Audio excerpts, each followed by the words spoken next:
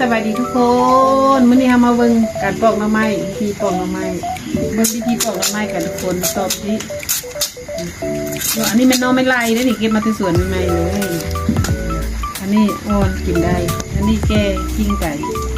ถ้าคนไม่เห็นนี่แล้วก็ตัดส้นนี่ปอกอ่อนๆหน่อยนึงตัดส้นนี่ออก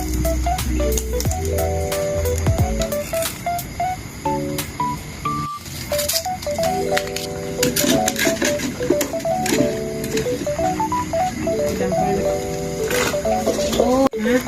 เม่นไผ่ขั้นเม่นไผ่จะต้มหน่อไม้ให้มันจืดไว้นะเอาใบข่าใส่ข่าใส่เวลาเขาต้มนะเวลาเขาต้ม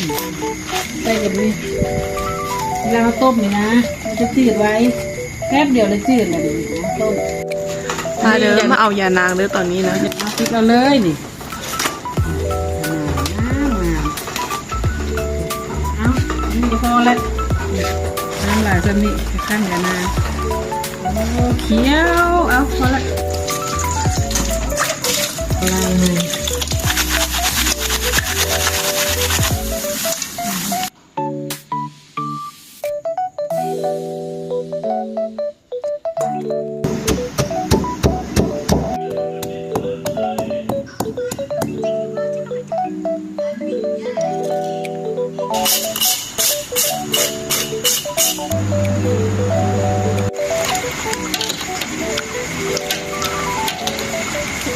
เป๊ะเป๊ะ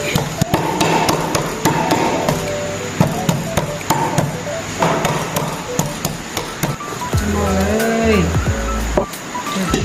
น้ำยานางผสมกับข้าวเบื่อแล้ว